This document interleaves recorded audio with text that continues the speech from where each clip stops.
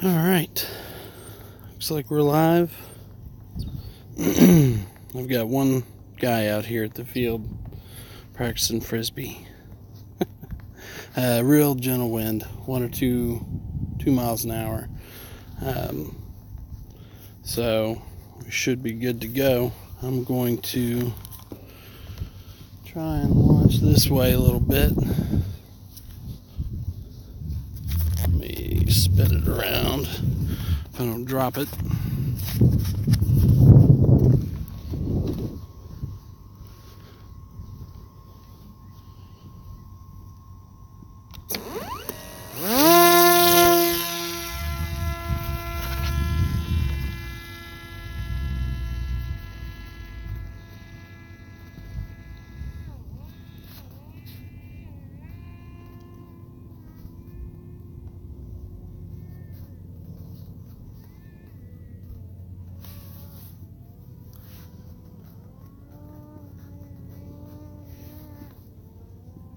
And we have lost video briefly.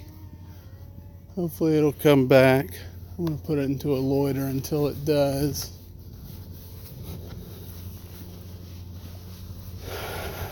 Hopefully it'll come back fairly quick here. This happened last time I flew, if I believe, or if I remember right. Yep, we're good to go here. Let me get just pointed in the right direction. Okay, we need to go this way. Lead off just a little altitude.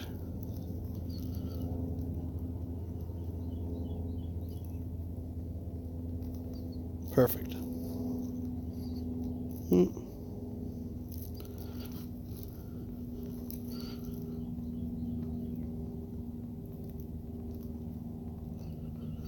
All right. For those of you watching right now, you are going back and watching the replay, it looks like, because I'm not going to start the live stream. Well, the live stream is live now, but I'm not going to share the stream until I'm a little underway. Just want to make sure I have good wind, which should be plenty fine. Just hopping back in the car real quick here. Wind is forecast at like 2 miles an hour right now, north or east-northeast. So it shouldn't be, wind should not be an issue today. I am going to go ahead and do a quick test. And I'll do that now. Basically, I'll just bank left. So we're at about 13 meters per second outbound. And I'll bank left to come back, see what speed we get. We want to get right around the same, if not faster, which it's right around the same. So we're good. Windage. So there goes a train.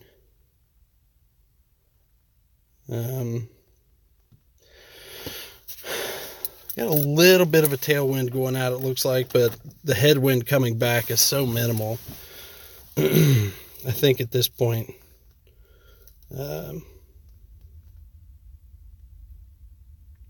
it doesn't matter. I don't think we'll have much of a headwind coming back.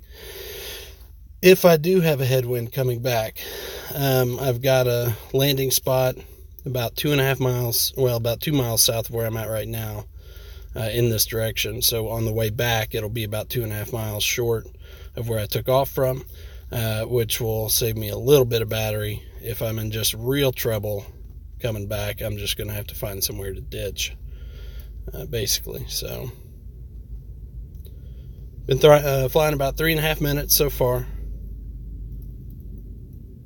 And I shouldn't really have any viewers because this video is unlisted. The live stream is unlisted, and the only people who can see it are people I share a link with. So as soon as we get going here, little ways, I'm going to share the link in a couple groups, mainly disco group I'm in, which is all a bunch of close friends basically. So There's only about 24 people in there. So speed, I'm noticing, is bouncing back and forth between 12.5 and 14 meters per second outbound here. I really didn't give it much time when I turned around and came back the other direction. I didn't give it long to see, get a good average of what my speed was like coming back. So ideally you want to see 12 meters per second both ways, because that just means no wind. I'm going to go ahead and cross the road here just so I'm not flying right over that intersection.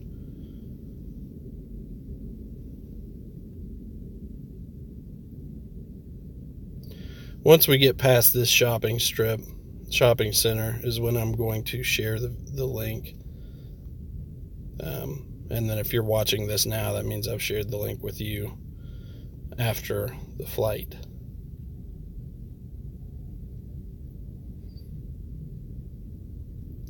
So soon we're going to be coming up on a bunch of construction. You can probably see it now, all the dirt down there.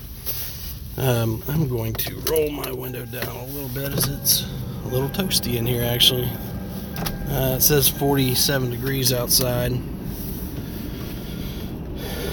but inside the car it's sitting in the sun. It's a little warmer than that. Sorry for the train noise. You'll have to deal with that intermittently throughout the flight. So this is the construction I was talking about. Just to the left of that is my RC Club field. Behind that church, just to the right of it, right there, you see a little silver building. That's my club. There's a little airstrip down there, so that's the Plan B landing spot.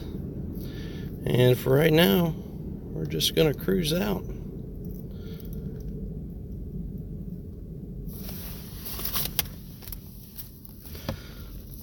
Alright, as I'm just kind of putting along here, I'm going to pull up my iPad and go into the YouTube application, go to my channel, my videos, and I should have a live video going now, which shows there. Share. Copy link. 14.5 meters per second is making me a little nervous. Whenever you start getting up that high over 12, that means a headwind coming back.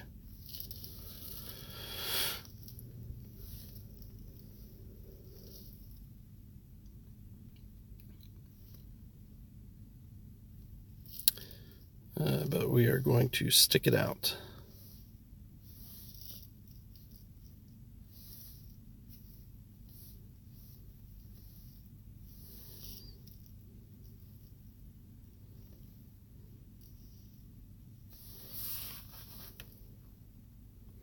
I hate to burn battery doing wind tests, but I'm just to settle my nerves, I'm going to turn around one last time and get a decent straightaway here coming back.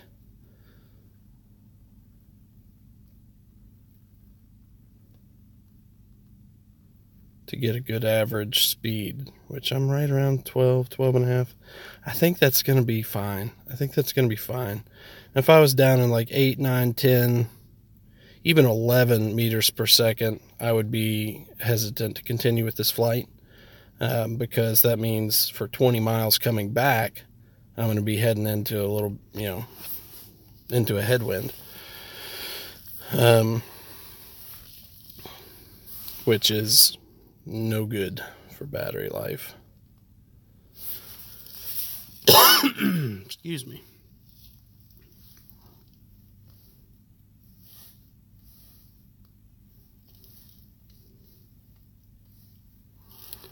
So I am going to share this in Disco Balls. Paste. post.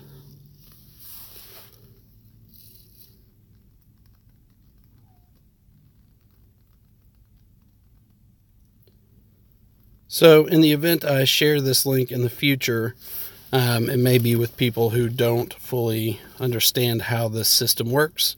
So one of the things I like to do in my live streams, especially the long ones like this one will be, I'm expecting at least an 1.5 hour flight here. So I got lots of time to talk. And so I'm going to fill people in on how this system works, who may not be in the know. So, normally with a remote control airplane, you have just one link. You've got your RC link, your radio control link, and that communicates from the ground to the plane on 2.4 gigahertz frequency, and that's just how you tell the plane to fly. When you fly FPV, you're adding another transmission in there, and that's the video from the plane back to the ground.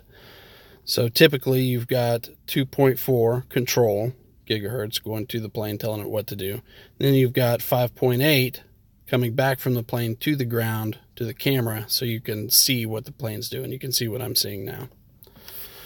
This setup runs off of the 4G network, which is to say your cell phone network.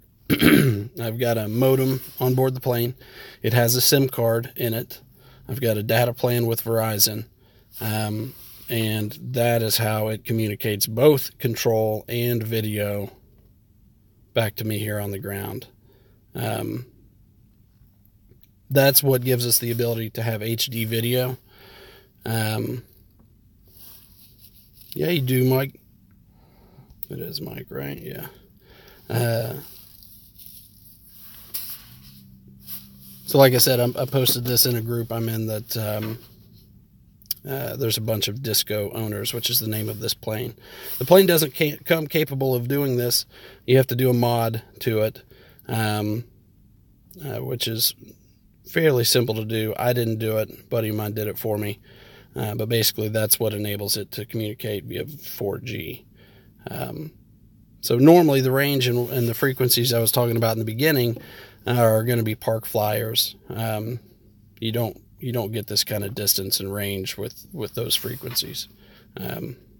You'd be lucky to get, in a perfect scenario, 4 or 5 miles at best on 5.8. And most people that are flying 5.8 are just doing park flying. They're racing quadcopters, or they're racing wings, or just flying around in their park locally, under a 10th mile distance.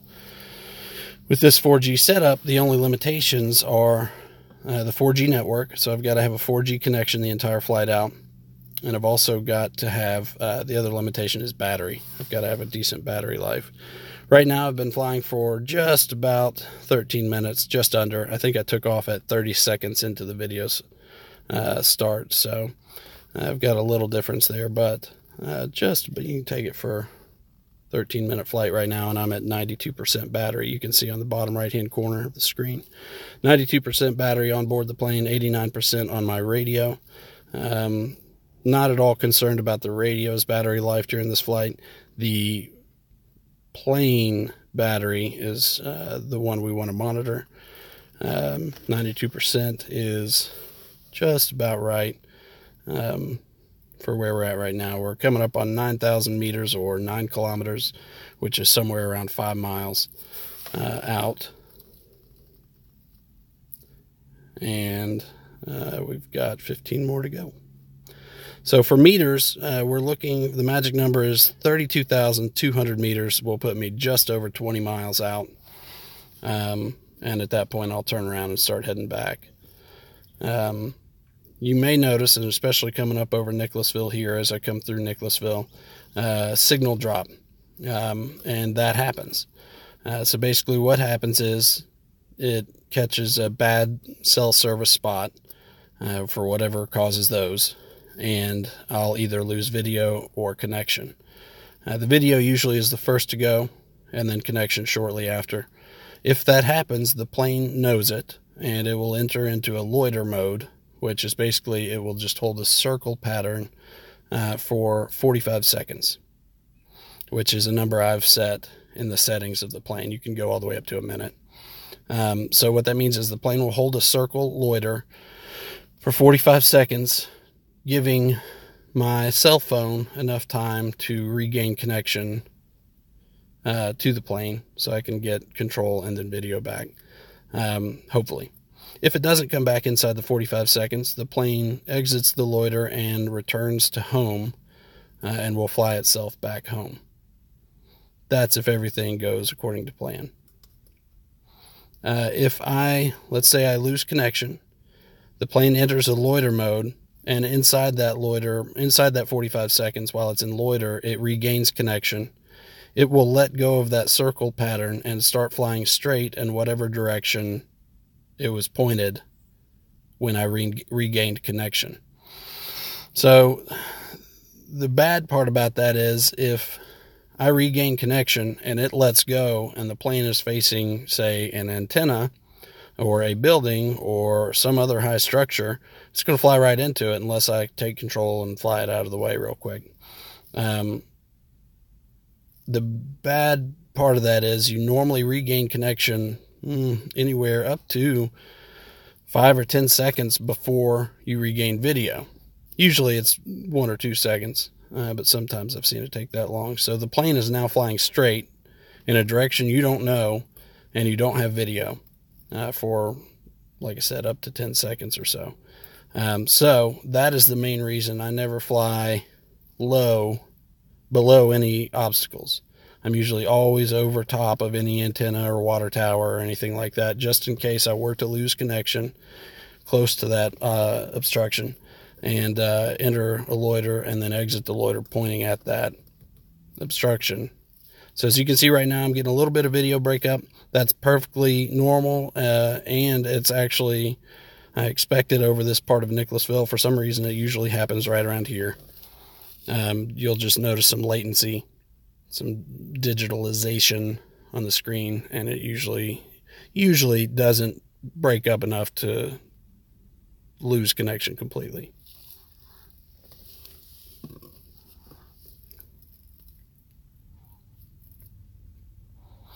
One thing I'm keeping an eye on right now is over in the bottom hand right corner. You'll notice it says GPS, and that's green. I've noticed that go to red intermittently, and that just means it's dropping a satellite here or there. I'm not sure how many satellites this likes to connect to. Not sure how many satellites it has to drop before it turns red or what. It's only really bad if it loses all GPS connections while it's in return to home, and then it doesn't really know where it's going. But usually it's, as you'll notice if you watch it, it'll turn red and then back to green pretty quick. So it doesn't normally take any time for it to come back to green. Still good on windage. Speed in the bottom left hand corner is 12.5 meters per second. That's normal. Let's do a little map check here just to make sure we're still on the correct path. I'll show you where we're going today. If you'll notice in the center of the screen, it says 27. That's Route 27. And that is,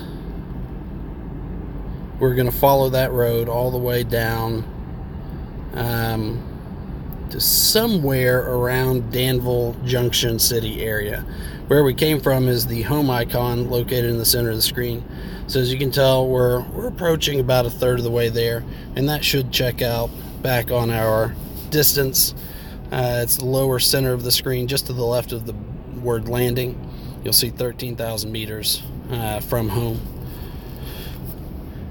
That's 13 kilometers, and I'm going to guess that's something like 7 miles, give or take a mile. I'm not precise on my conversion from imperial or from metric to imperial. So we'll go ahead and say, I'm on my iPad here, 15 kilometers to miles.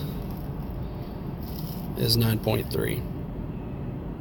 So once we hit 15 kilometers, we're coming up on 9.5 miles. Let me double check. I'm going to zoom in. Yeah, okay. So we're not on 27 right now. 27 goes around.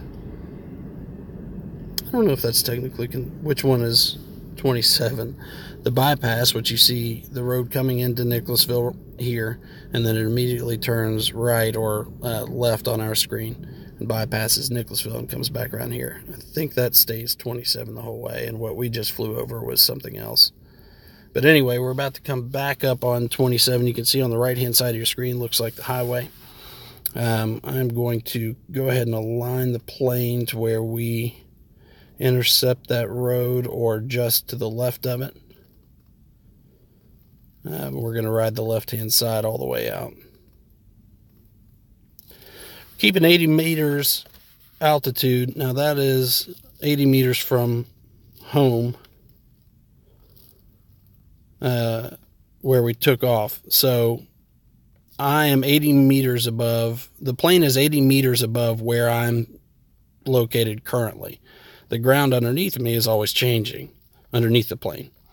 So this looks like, to me, less than 250 feet. Well, it might be right at 250. But you'll notice as we go along, sometimes the ground looks a lot closer. Sometimes it looks further away. What I'm noticing right now, let me try and do this. I'm going to try and adjust the white balance so you can see the ground a little bit better. What I'm noticing right now is it looks like my camera is slightly out of focus, which is common in these planes when you are in cold weather. And I store this plane in my garage, which can get down to 40, 35 degrees, maybe even less. And it can cause the camera to go out of focus. So I'm hoping that's not the case here, although it appears to be. Because it's normally a lot crispier than that. This looks soft and out of focus, which is disappointing. Doesn't affect our distance record, just affects the video quality that we're looking at, as well as the HD video that we'll have later once the plane is landed. So 32,200 meters is 20 miles. So 10 miles is going to be 16,100. I'm sorry, it'll be 16. So right now we are halfway to our goal, or a quarter of the way for the entire flight. I'm going to go ahead and veer right just a little bit, just to kind of stay out of the way of that antenna to the left, as well as line back up on the road here, because it's going to kind of go right a little bit. Let's take a look at our map just to see where we're at. So what I want to do is stay on 27, and the main reason I want to do that is for cell coverage. I know that 27 has good cell coverage pretty much the entire way. Driving. I drive this road once a week at least. And I know I have good cell coverage with the exception of crossing this river.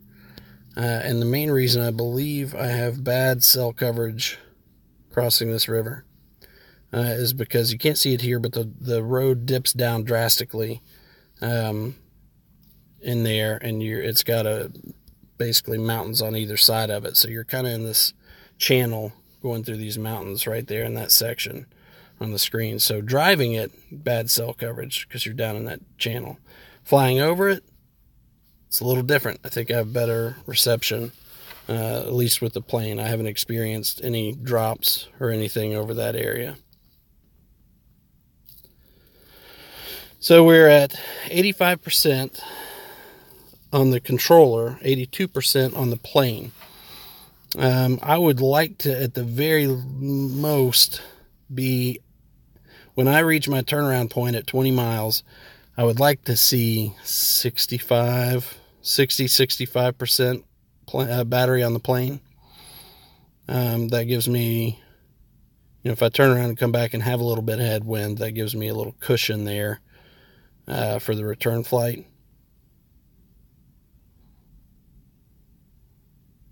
Just slightly nervous about that headwind. It's not much, but over the course of 20 miles, it can drain your battery a lot quicker than the trip out. So I definitely want to keep an eye on that. I may even, as we get a little bit further along here, I might even do another test, wind direction test, and see what kind of speed we're getting on the return. And if it drops drastically, I might call it short. But man, I've been trying to get this 20-mile flight in for such a long time. I've been taking baby steps. I think the first attempt I knew the plane was very well capable of doing was 10 miles. Hit that no problem. Plenty of battery left when I landed. Next record I went for was 15 miles. Did it no problem. Little less battery, but still ample left. The next flight I went for, I started out thinking I was going to attempt 20 miles, but halfway out the flight I decided I better not take that big of a step, and I went 17 and a half miles out and then came back. So a 35-mile round trip, and I landed with something like 32% battery left. So this 20-mile flight is certainly pushing the capability of the battery. If I make it all the way back to where I took off, I fully expect this battery to be coasting in. I mean, the plane's to be coasting in at like 5-10%. And that's going to be clinching time. So we're coming up on 20 kilometers, which is something like, 12 miles or so. I'm getting a little far left from the road, but as you notice, it looks like it's kind of coming back to me. Yeah, 20 kilometers is 12.5 miles. And we're at 83, I'm sorry, I keep looking at the remote. We're at 79% battery life. So 1/5 is 12.5. 12, if all things remain the same, 12.5. 12.5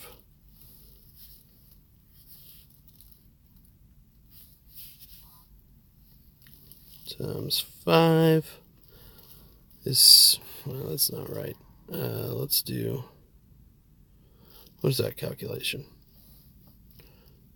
12.5 is 20%, so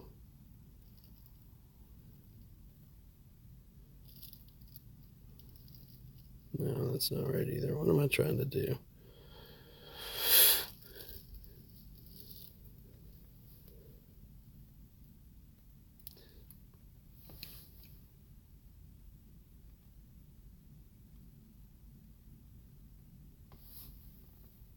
I mean, I should have.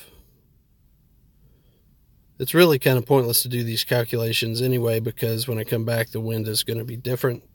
Also, with lithium-ion batteries and LiPo batteries, there's a trail off, a curve. If you picture a graph of the lifespan of the battery or the flight time in one battery, it starts using up more milliamp quicker the lower it gets. So once I get down to like 30, 25, 20%, those percentage points are going to start ticking off quicker. So it's not a direct equation. I can't just say, okay, I've flown 12 and a half miles and used 20% of the battery. That should mean I have this many miles left. Because it has a curve in the graph, basically. So we're going to veer left just a little bit. Don't necessarily want to fly directly over the road, just kind of want to follow along close with it, which is what I usually do. We're approaching 30 minutes on the flight time, 75% battery.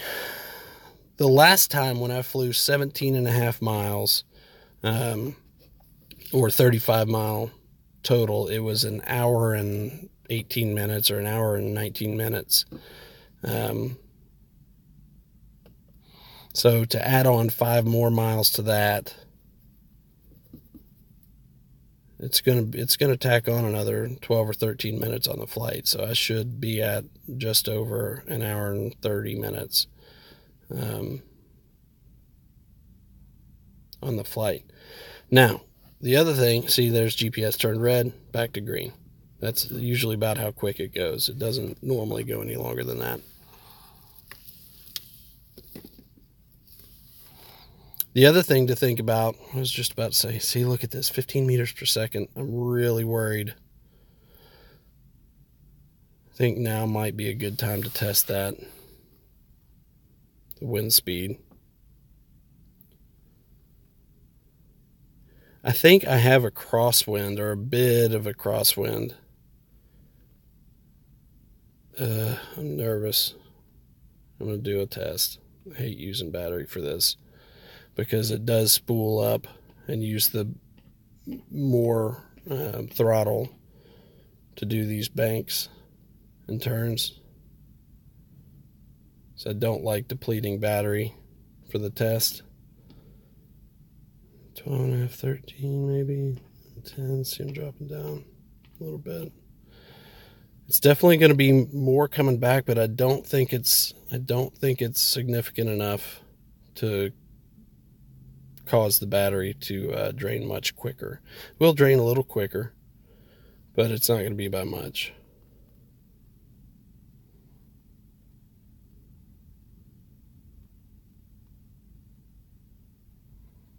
So I would say, just looking at the throttle or the wind speed now, I would say I'm averaging 14.5 over the whole flight out meters per second. Here now it's pretty heavy, up to 15 meters per second. On the way back, if I can average 11.5, even 12 meters per second, which I probably won't average that. I won't get that high. I think I'll be good. So we're at 74%, 32 minutes in. This is the only good thing about this is I'm actually making really good time on the way out.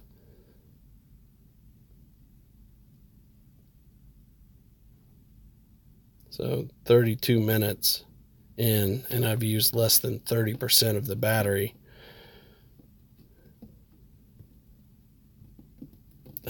Gosh, it's going to be so nerve-wracking coming back, man. I'm going to be right at it.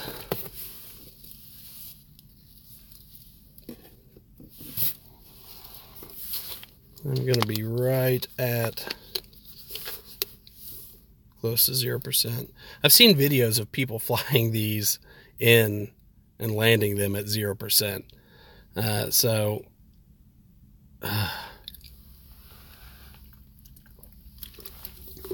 I know it's possible. Like, I don't know that the plane just shuts down. I have heard that it is supposed to just go into auto land wherever it's at 0%. But I've seen somebody flying it at 0%, so I don't know if that's true or not. The other thing is I do have that bailout landing spot, which is about 2.5 miles south of where I am right now. So that'll save me some battery if I have to use it. So, but the bad point about that is it will give me an asterisk on my record, because it won't be a 40-mile round trip. It'll be 20 miles out, which is still awesome for the range aspect, but as far as the duration flight, there will be an asterisk because I don't have 20 miles coming back. I'll have had about 17.5, so it'll be a 37.5 mile flight round trip, which, you know, if it saves me the plane, whatever, I don't care. It'll just be slightly disappointing that I didn't hit 20. or 40, I should say. But I can still say I've been out 20 miles, which is good. I just hope I don't get to a point where I'll be lucky to make the emergency landing zone. I hope it's not that low.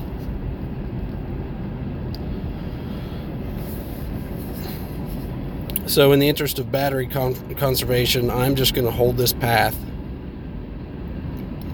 over the road for this brief little hump in the road where it veers left and then veers back right.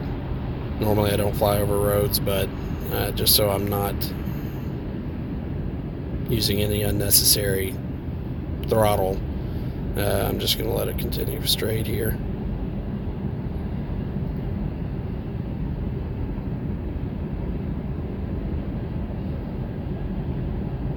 We're getting kind of close. We are approaching 5 kilometers from target. This is where, if I start watching the distance, where I'm at 26.5 right now, if I start watching that, this part of the flight goes really slow.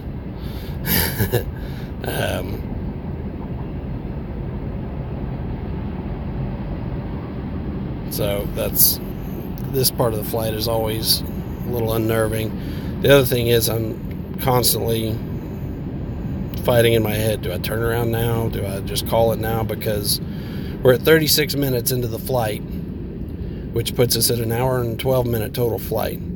I know it's flown 119 minutes before, or an hour and 19 minutes. I'm sorry, not 119 minutes. It's flown, what?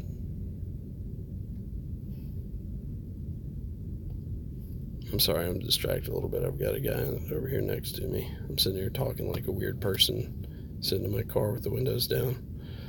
I'm going to veer right a little bit here just to kind of stay close to 27.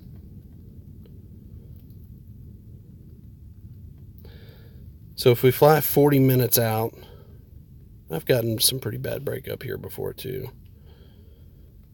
But it usually comes back like it is now.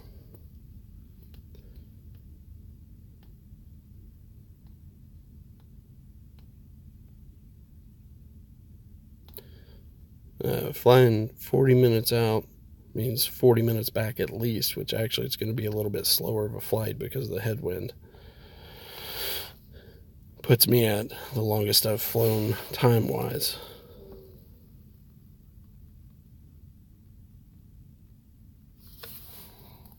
So just to see where my previous record was before.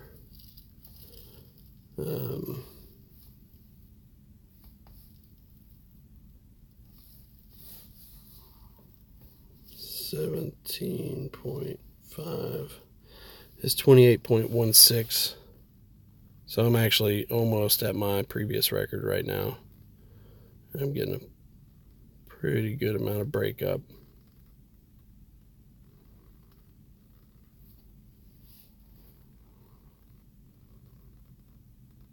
I also think I'm over 240 feet right now. I think the terrain has dipped down a fair amount, but what I don't want to do is drop down, even though signal would probably be better down there. If I drop down a little bit, because I'll have to climb back up. I'll have to regain that altitude.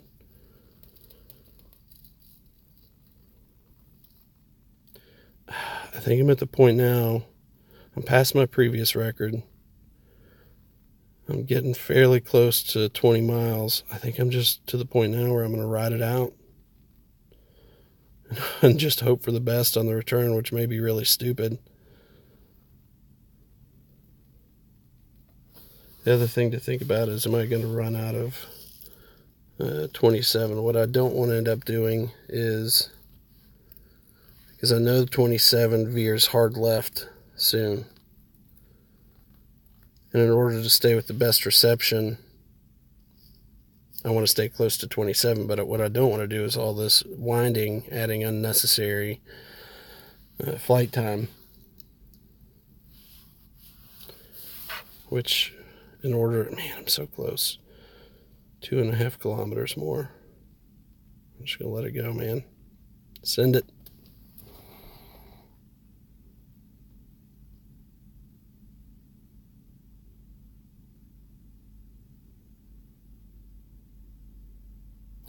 I don't want to add all these zigzags in following the road to stay on connection. I mean, it's kind of a balance you got to figure out. Do I want to stay with the road, adding more flight time, but keeping a solid connection, or a more solid connection maybe, and draining more battery? Or do I want to just continue straight, hoping connection stays good till I hit 32.2, which I'm only 2.2 kilometers away from.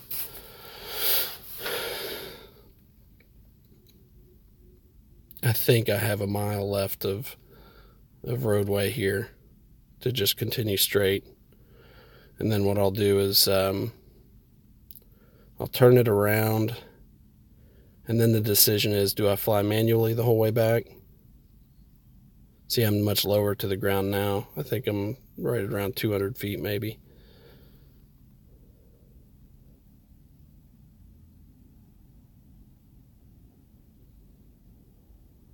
.5 kilometers, give or take.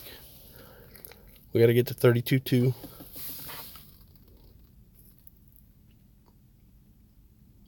So we're at 1.5 now. The crazy thing about this 4G connection is, like, I could land it now. This plane actually has an auto land feature where I could, if I was over a field big enough, I could take it down low, hit land, and it would land there, and I'd just drive out there and get it, hoping no farmer runs over it with any equipment or anything in the time I'm driving there. Starting to get some breakup. So, I'm going to keep that in mind on the way back, obviously. If I start running into some serious battery troubles, I may have to ditch in a field. Less than a kilometer. 66% battery, so I should be in my cushion range. Just hoping and it looks like my headwind or tailwind this way has slowed down. Well, I don't know. I'm at 14 meters per second, between 13 and 14 meters per second. Come on, baby. 500 kilometers. I'm sorry, 500 meters, not kilometers. I think what I will do, I'm going to bank right just to ride out these last couple hundred meters. And then I'm going to tell it to return home. Because I think, there it is, 32.2. I'm going to tell it to return home. Because I think I'm going to lose connection right here.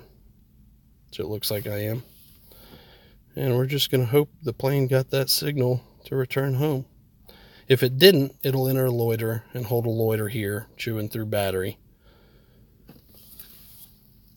until I regain connection. If it did get the return to home signal I just sent in time, if it did get that in time, then it's already flying itself back right now, and it won't matter if I have connection or not. So now we just kind of sit and wait for a minute. And it looks as though, yep, I'm in return to home. It's flying a direct line back here.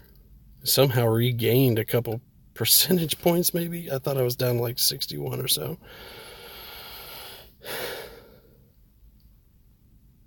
It looks also like it gained about 10 meters in the return to home. I'm not sure why I did that. Maybe that's what I have the altitude set at for return to home.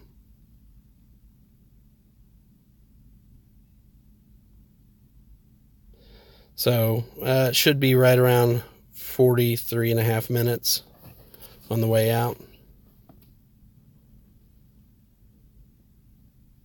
We're at 11 meters, 12 meters per second coming back. 10 meters per second. Down in the 9s even. Okay, now it's going to be clinching time. Basically, the entire 45 minutes coming back. Could be upwards of 50 minutes even.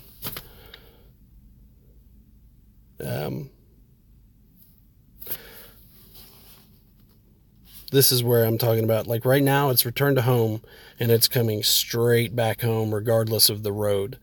So I may lose connection, just not know where the plane is as it comes a straight line back home. That is good for battery life because it's not wasting any battery zigzagging to stay with the road, albeit not much. I mean, the road is basically straight. But on this path, it's going to be a good ways left of the road the whole way until we get to Nicholasville. So what that could mean is I'm going to lose reception, not being able to see the plane or the battery life, or the battery percentage, or the speed, which is actually probably a good thing for my anxiety.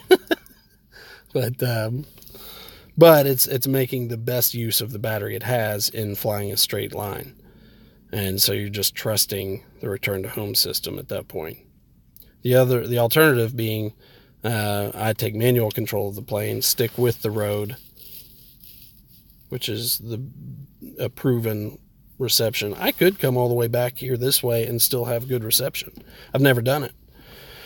Not normally something you want to test out on a record-setting flight, but I think that is probably the route I'm going to take, is just let it stay and return to home and trust that it will regain connection well before home. And at the very least, I'm certain it'll regain over Nicholasville. And I should have, at the very least, enough battery to get to Nicholasville and through it and on the other side.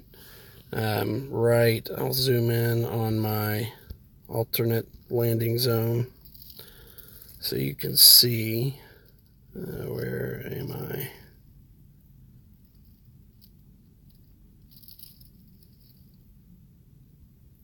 Where am I?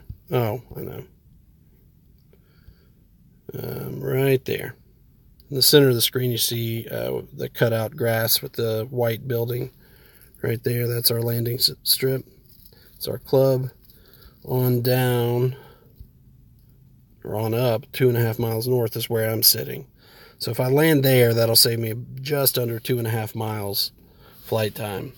And if I were to lose connection now, see, I'm very far to the left of the road now, and I will continue to stay left of it. If I lose connection now, the hope is, or a fairly educated guess, I'll regain connection running into Nicholasville, which is fine.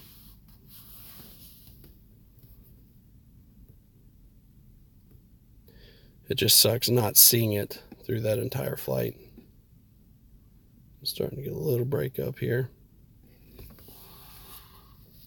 And it won't matter, like right now it's in return to home. It's not, if I lose connection, it won't enter a loiter where it's at. It's just going to keep coming home regardless of whether or not I see it or not. So I think I'm just going to leave it.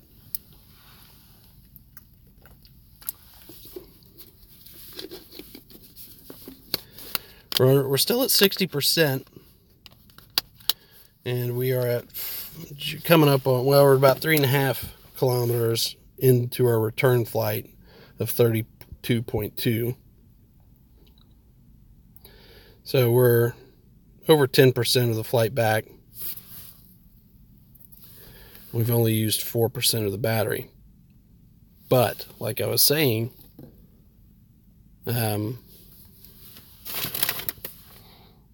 those percentage points are going to start ticking off faster the lower it gets. Now, from my experience in my previous 17.5 mile out flight,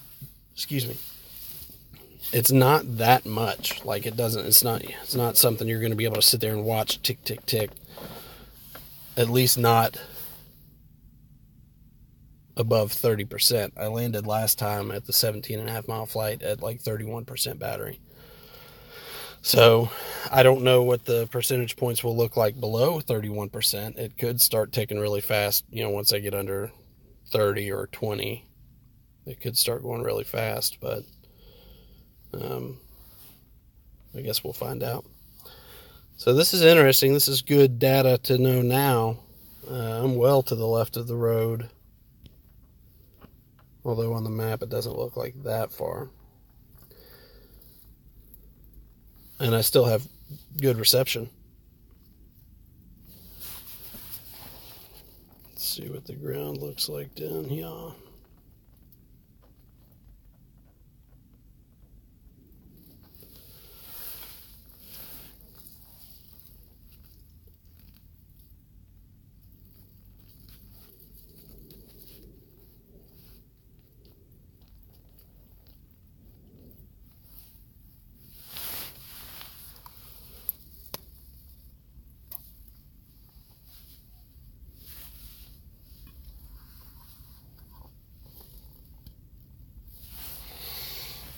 What would be cool, although I don't think I'll do it, I've thought about it numerous times. What would be cool is if I, while the plane is flying back, if I knew I was going to use the alternate landing zone, if before I got to that I went ahead and drove over there as the plane's flying back, that would be cool just from the aspect of technically I'm flying an RC plane while I'm driving down the road, even though I'm not really touching it. The controls, I'm not doing anything. I'm not doing any flying myself. It's flying on its own. I wish I could pan right and left, because I would want to look over and see how far I am from the road. I'm coming up on the river. You can see it in the trees right there, that dark line going horizontal across the screen. That's going to be the Kentucky River. And to the right, in the center of the screen, you'll see the what looks like vertical dark line. That's the road. That's 27. I was just about to say, and I still have decent connection. Which, truthfully, I do. It's a little choppy, but I still have connection. I'm not dropping it yet.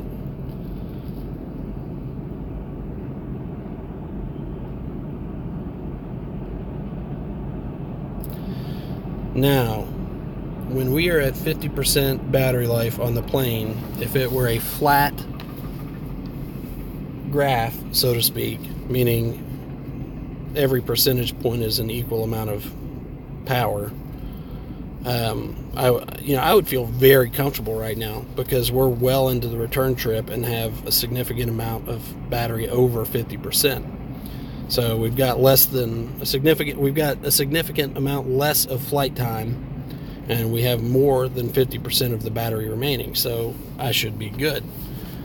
But it's that drop off that's got me slightly concerned. So now this looks like a hard lockout, and I'll probably lose connection here. Yep.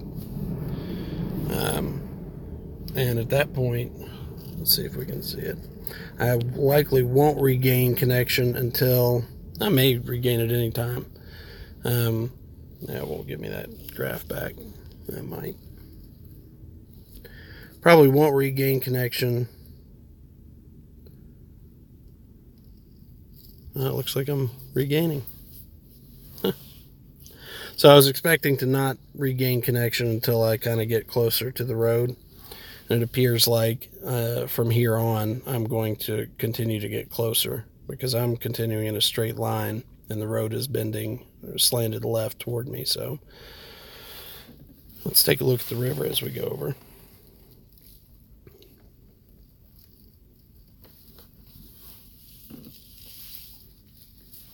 This is not a great image. I really feel like my lens is probably out of focus, which sucks, because it's, from what I understand, kind of a pain to get it back in focus.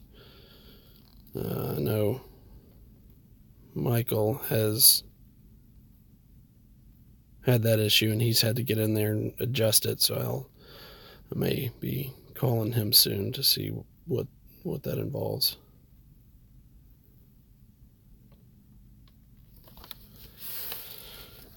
.54% battery, still right around 10.5, 11 meters per second. It honestly, with zero wind, it flies at 11 meters per second, like as its cruising speed. So it's virtually no wind. If anything, I have a crosswind, a direct crosswind. But like I said, the forecast is like 1 to 2 miles an hour wind. So truthfully, I should be fine. I'm feeling more confident the further along I get, which is good for my plan of flying it all the way back home to the original landing spot. I want to be able to make the whole flight 20 miles out, 20 miles back.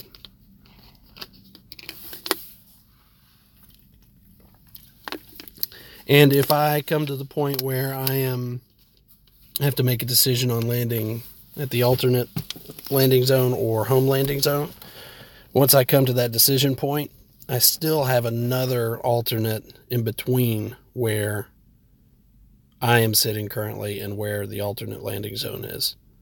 There's another point somewhere in the middle, halfway between me and that alternate landing zone. So if I decide to go all the way home to the home landing zone and then it just starts dropping quick, I still have a couple places actually that I can ditch in a field and go drive over and pick it up. So I feel good. I feel good about it. You can see over there on the right the channel I was talking about, and that looks deeper. That's probably the river. Yeah, so we're going to fly back over the river. I thought that might be the channel of the road, but it's really more here. You can actually make it out here. The brown spots are kind of mountains on either side of the road. But I've never flown over this Kentucky River 3 times on one way. This will be interesting. This is pretty cool to see this little bend right here. It's a nice house.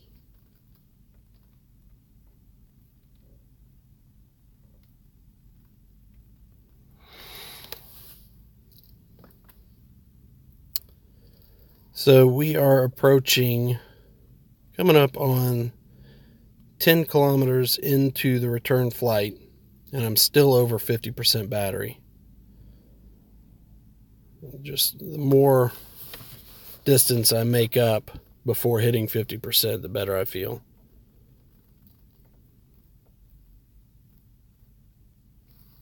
This lens is out of focus.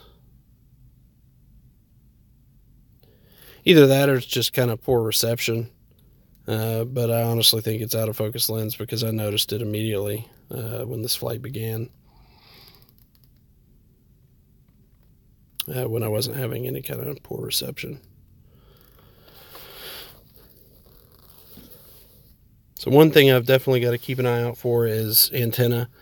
Being that I'm a good bit more west than I normally am used to flying back. See, normally I'm flying back, I'm on the right side of the road, just to the right of it. And there's not any antenna or anything until up here, and it's on the right. But on this side, I've not flown this way, so just got to keep an eye out on the horizon. That's the only negative. One of the biggest negative aspects to flying back and return to home is that there's no obstacle avoidance on the return to home. So if there's an antenna in the flight path, I'm toast. So if I lose connection while in return to home, I have no chance at avoiding any obstacles. So that is the biggest negative aspect to it. But so right now at 50% battery, we are over 10 kilometers in to the return trip. We've got we'll say by the time the calculation's done, I'll be at 21 kilometers, which is 13 miles, at 50% battery left. So I'm feeling pretty good, man. I'm feeling good about the battery life. I thought I would be back closer to the road by now, but I guess it's going to kind of parallel it all the way. I'll get closest at this little bump right here, but then it veers right, and I won't come back on the road until it crosses underneath us there. We're going to hold that line through Nicholasville. And truthfully, we're going to hold this line the entire way back. I may take back over manual control when we get a little closer, just because of those obstacles. That way, if I lose connection, that's what I'll do. That way, if I lose connection, it'll enter a loiter until I regain connection. That way, I don't have to worry about obstacles. Because right now, off in the far distance, it looks like a water tower that I'm almost heading straight toward.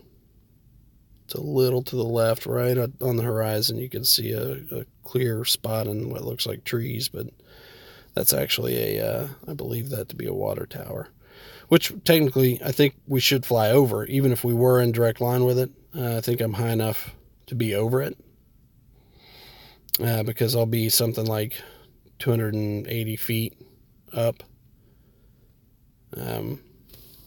from my ground location.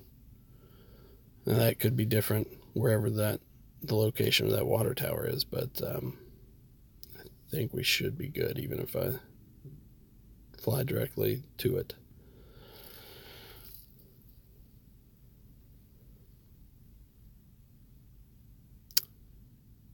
%, 20 kilometers to go, which is just under 12.5 miles.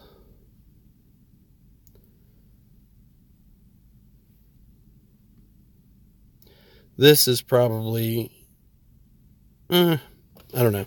I think this stretch on the way out is probably some of the more boring part of the flight. On the way back, there's a little bit of anxiety that you have flying to keep you excited enough, but otherwise, it's pretty boring for some. A lot of people don't like this flying, this kind of flying. It's understandable. It's not for everyone. I just get the excitement of achieving new goals for distance and that kind of thing. To me, it's almost like we've got police coming here. We've got 2 police cars pulling up right now.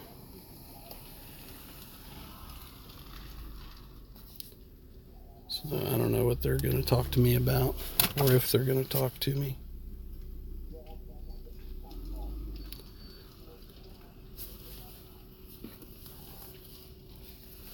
This could get interesting. They could either be cool. They could just be talking to each other. It looks like they're just pulling up here to park and talk. They just pulled up next to each other, facing the opposite direction, so their windows line up, which is a classic cop move.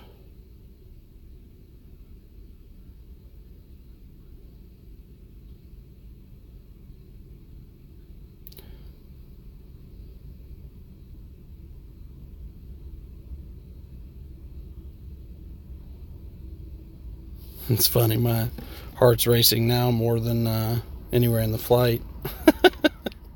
To be truthful, I mean, I know I don't really have anything to worry about. I mean, even if they do come over here, more than likely they're just going to be like, cool, man. But I still want them gone by the time I come in to land this thing.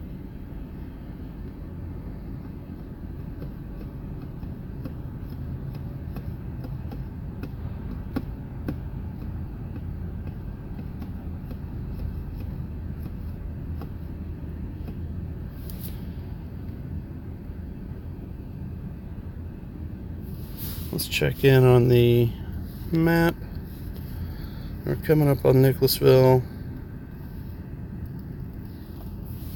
Now, I know that I, in the past, have had significant video breakup over the center of Nicholasville, and have even lost connection where it enters a loiter.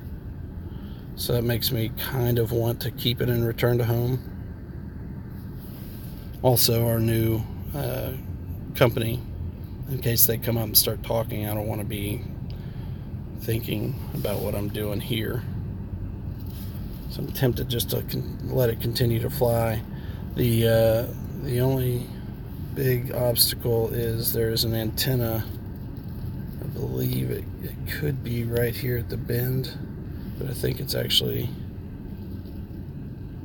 over here somewhere maybe. I don't know.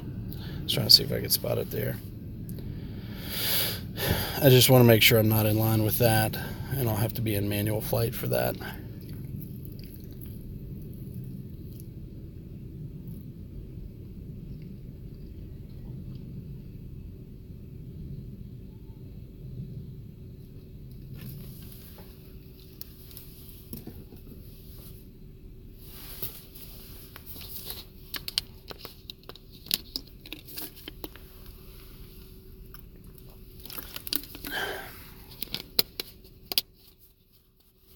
This return flight always takes forever.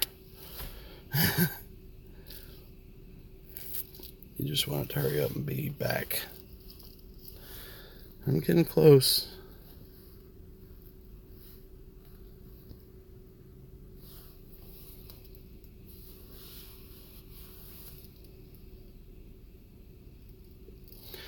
As you can see, right in the center of the screen, I called it. Looks like a water tower right there. It looks like I'm going right for it. It also looks like I'll be over it. But as I get closer, it's not to say I won't take manual control if it looks like I'm still heading right toward it.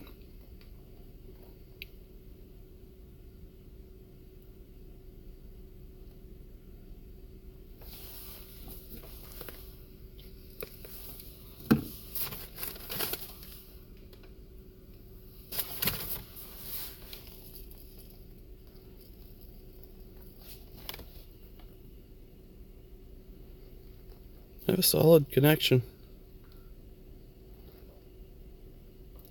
Latency's good. Usually I can tell by tilting the camera up and down. If I push the slider over and it takes a second for it to register on the plane and come back to me, it's got a pretty high ping, which is to say latency.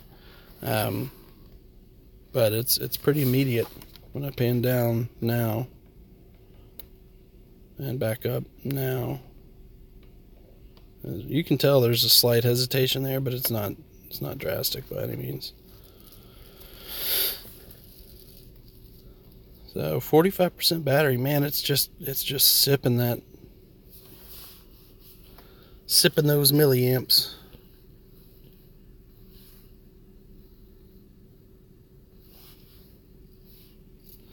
Getting ready to come into Nicholasville here. You can see 27 come across the center of the screen right now. And then I'll be flying right down the middle of Nicholasville. And just out of curiosity, it looks like if I leave it and return to home, it will be just on the left side of 27 coming back, which is fine. It's actually a little less on the left side of 27 looking at it now than there is on the right on that stretch. Well, yes and no. It's probably about the same. There is a rock quarry right there that'll be cool to fly over. And it looks like we're gonna fly over it.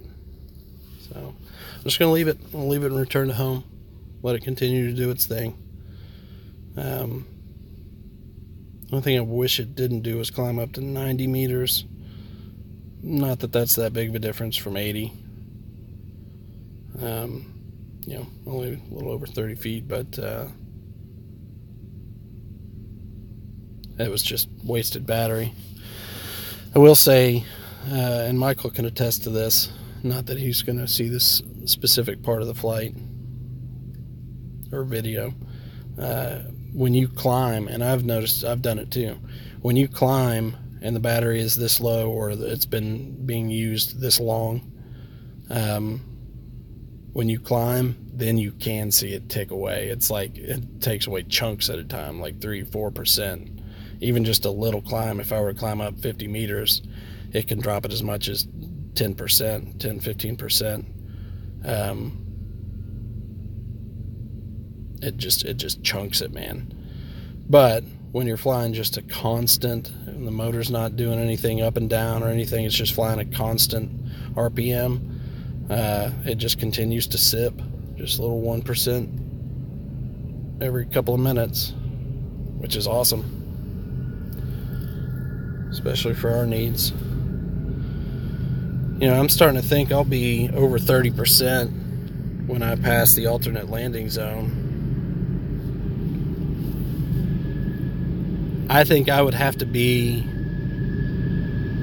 if I'm coming up on the alternate landing zone and I'm under 15%, I would have to give it some significant thought on whether or not I want to continue to the home landing zone or land in the alternate landing zone. But I think I'm going to have plenty left by the time it gets to the decision time.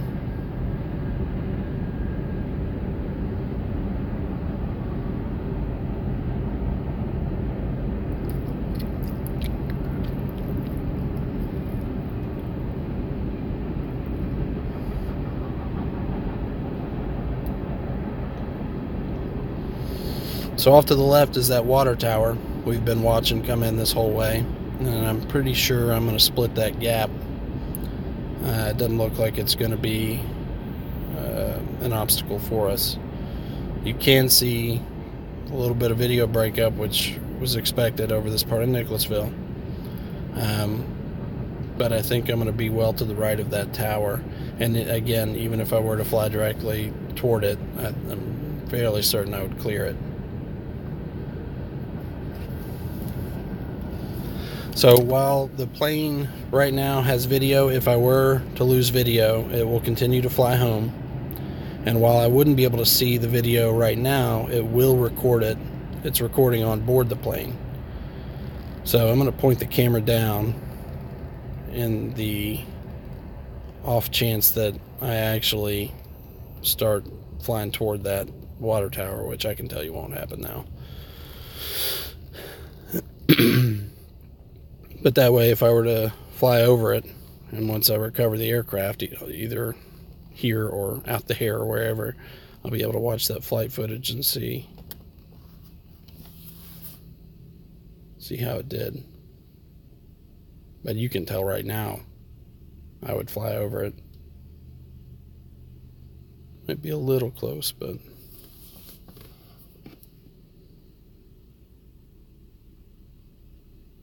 pretty sure I got it covered. Yeah, buddy, at 20 miles. As you can see, I'm 42% battery. And I've only got 13 kilometers to go.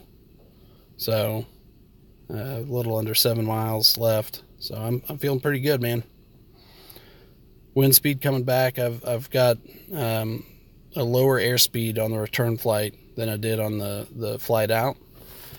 I think I was like something around 14 meters per second on the way out on the average, and now I'm like 10.5, 11 coming back. But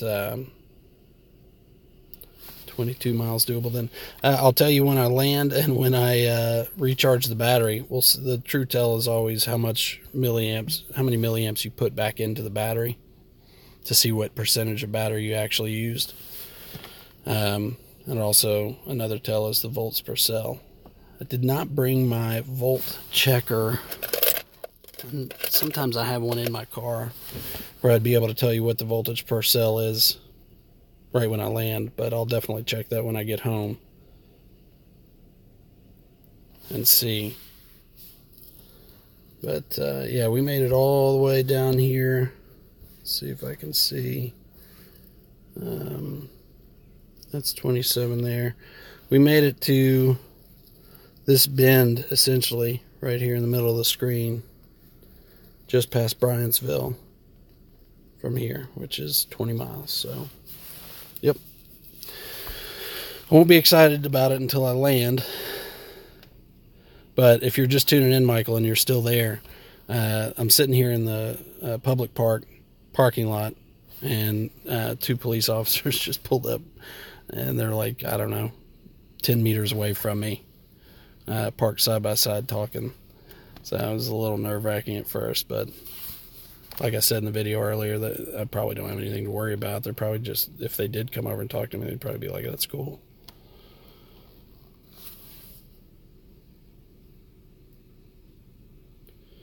The only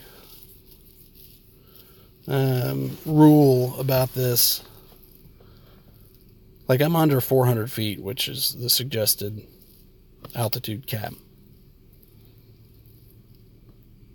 The only thing I'm going against is the break-in visual line of sight, which technically anybody who flies FPV is breaking that rule. Because you're looking at a monitor and not the actual plane.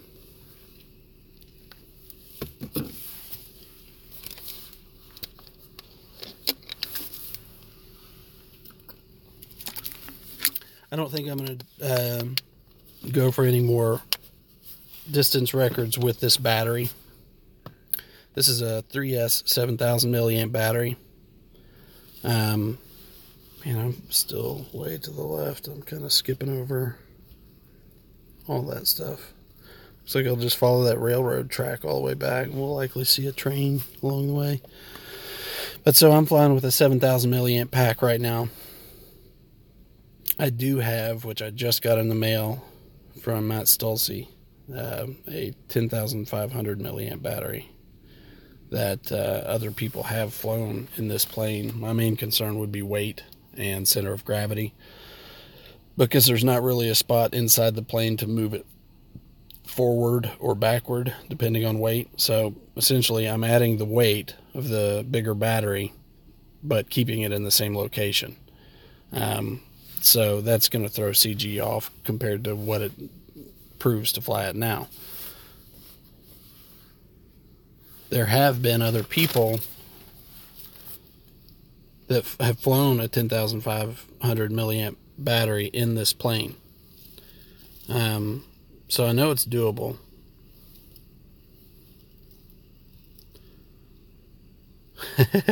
Cyrus Phillips just said, I'll have to put the unavailable for 30 minutes sign on the office door.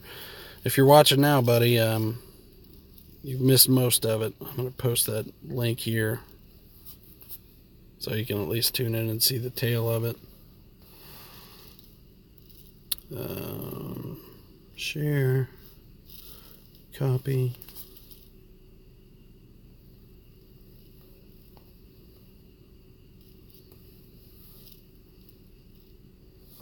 So I made an announcement in the Disco Balls group, which most of you saw, that says attempting a 20-mile flight in about 30 minutes. We'll be streaming the flight live here. Watch for the link. I should have posted the link on that original thread. What I did do is go in on the top of Disco Balls and make a new post, posting the link to share there. I shouldn't have done it that way. I should have posted it the other place. So Cyrus, if you're just tuning in, buddy, sorry, you missed most of it. We're already on the return flight, under 10 kilometers to go, 38% battery left. I'm now kind of approaching the decision time for the alternate landing zone, which is right there in the center of the screen. You can see the grass runway. Let's see where we are in relation to that. It's just under the... still at 38%. There's a train going by there. I'm just letting it fly and return to home till I get close enough. Look to the right. See that antenna? That's the one I was talking about. That is, I was wanting to avoid. So we did a good job on that accidentally. I mean, I've been watching. It's just I hadn't seen it until just then. So 37%. Now I'm going to start watching the battery percentage more closely.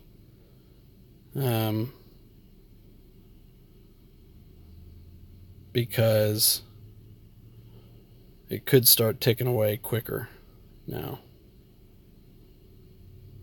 And I'm also looking at my airspeed, which seems to have dipped a little bit. I saw it get down in the high 8s there for just a minute, so hopefully that's not a pattern.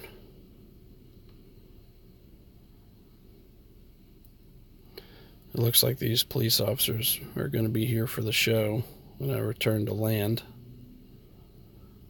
If you're just tuning in, about 20 minutes ago, around 15 minutes ago, I'm sitting in a public park, just sitting in a parking lot. Nobody else is around. And these two police officers pull in, park right basically behind me, and they're parked opposite directions, windows lined up to talk, and they're just sitting there talking. So, I mean, I know at this point they're not here for me. Why would they be? But it would still be, I would feel better if they weren't here when I landed for some reason. I don't know why. Just don't really care to answer questions. So battery percentage is still ticking away kind of slowly, which is good. That's what we want. Airspeed is back to in the 10s, which is good. That's what we want. 35% battery.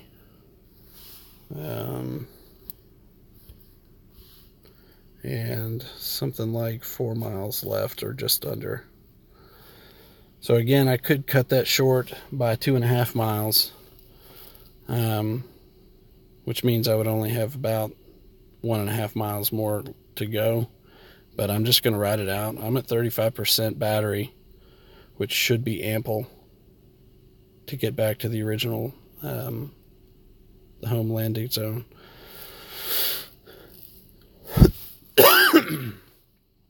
35% battery. I do have to watch out for that tower straight ahead. Now that one does look like I could get pretty close to. In fact, I am going to take it off, return to home. And it enters a loiter. Ooh. Hard loiter.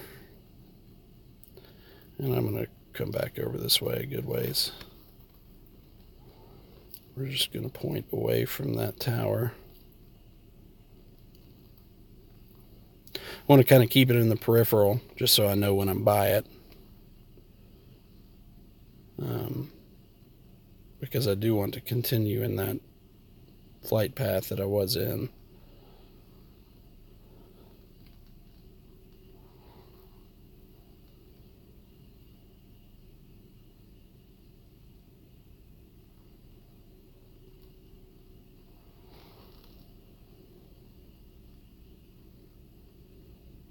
I completely missed the quarry. Wasn't paying attention. Just now realized that.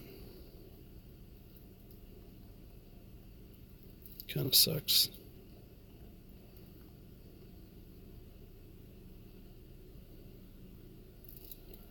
Alright, I feel comfortable that we're well enough past that I'm going to hit return to home, and it should just turn the plane left a little bit.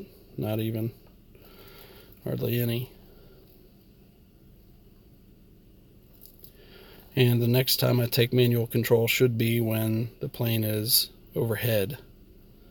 Looks like I gained a little bit of altitude in that somehow.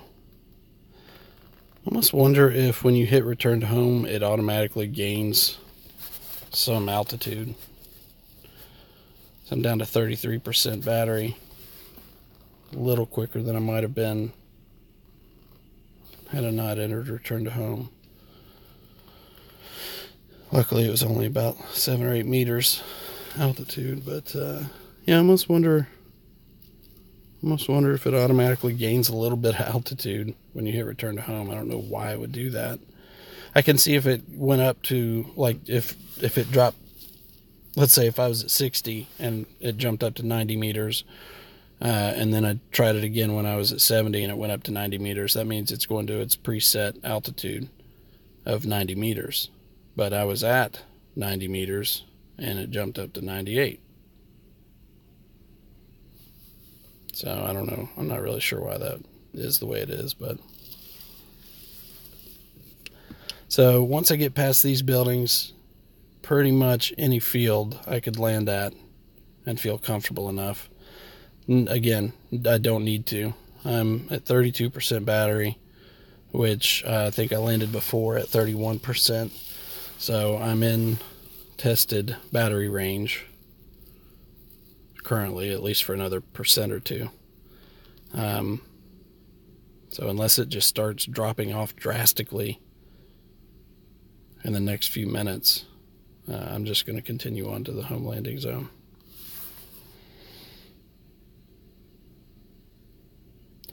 So we're making good time overall.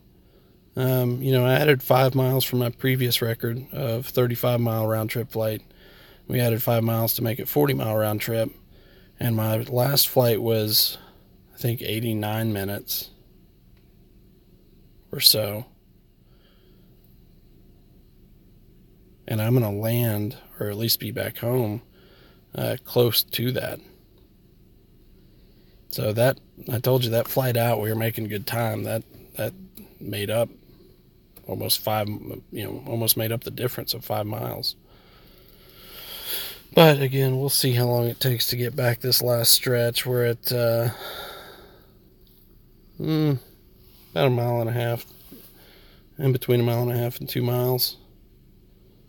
So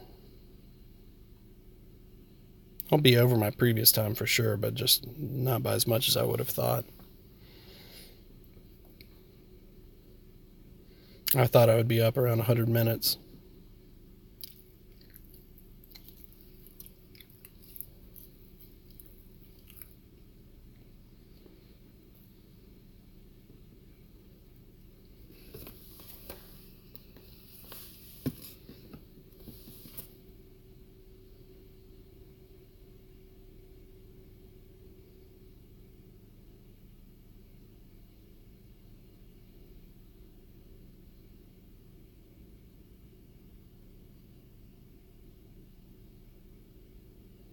And we still could get kind of close to that. I mean, I guess I was a little further away than I thought when I was talking about the times. We've still got 4 kilometers, or just under.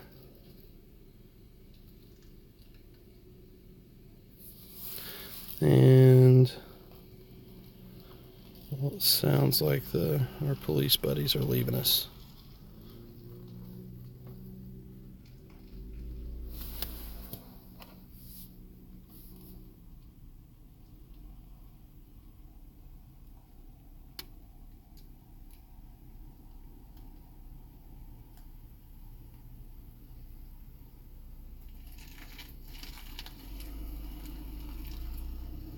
Yep. Perfect timing. That antenna on the left is making me slightly nervous.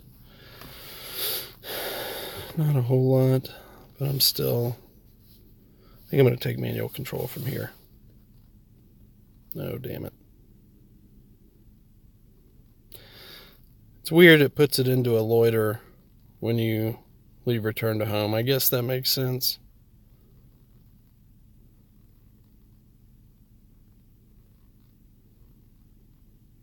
But I wish there was an option to disable. See, we definitely wouldn't have cleared that antenna on the left. It's a good 100 feet higher than we are. So I'm going to continue on this path until we come up on we're going to intersect a road up here called Man of War. And then that's where I'm going to start veering left a little bit to kind of line ourselves up. 30% battery. 12 meters per second-ish. And 2.5 kilometers to go. One of our buddies left us. There's still one parked behind me. Guess he's got a little longer left on his lunch break.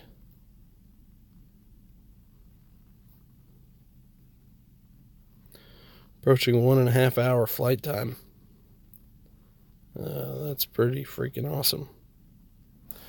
That'll be both my distance and duration record. I am seeing some power lines down there. I don't want to climb any more. I don't see anything to the left that looks high enough to connect those power lines to that I could run into. I think that's just it right in front of me, that small tower. I think we're good. That would be cool to split a power line gap, though. It's the only thing about this system that's not good for is fine-tuning or quick adjustment flying. It's really only good for distance flying because, or just, just you can't be flying where you need to move around a lot. I know that sounds funny, but like you don't want to be shooting any gaps or flying low or anything with this because the latency is so high. With a regular radio setup, it's basically instantaneous. You pull back on the stick, the plane goes up. That's just, it does it right then and there. With this, there's a half second to even a full second of latency sometimes, depending on your cellular connection. And it's impossible to fly like that if you're doing any gaps or anything like that. You will crash. And that's what when I get back overhead here, I'm going to fly over top of myself and put it into a loiter, and then I'll switch back to a Wi-Fi connection, which is a lot less latent. There's Man of War. We'll veer off this way a little bit.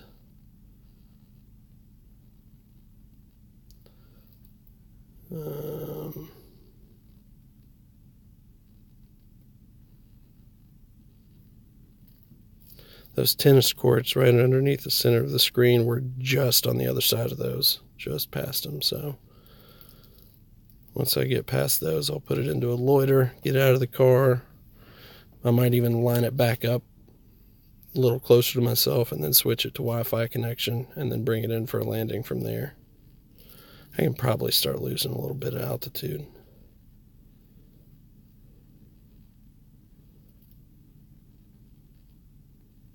I'm parked right there. You can see the cop car, that white car. I don't want to lose too much because there is that antenna straight in front of us. And you can start to hear us. Now, just about 2 more seconds, I'm going to put it into a loiter. And we're in loiter. So at this point, I'll get out and take back over in Wi-Fi, manual control.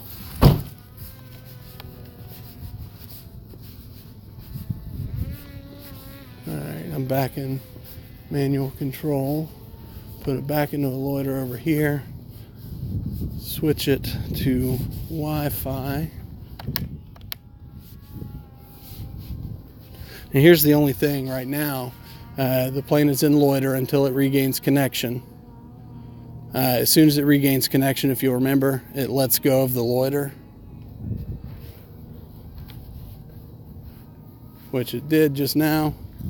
You just got to be watching for it. All right.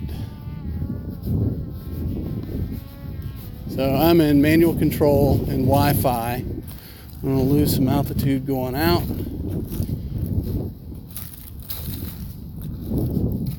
Bring it around.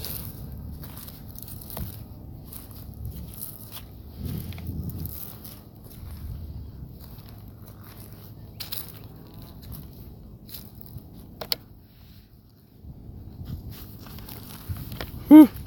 Brought it in a little faster than it normally does. It normally throws a reverse thrust on there and slows it down, but that came in a little hotter than normal. Either way, we landed. We hit 20 miles.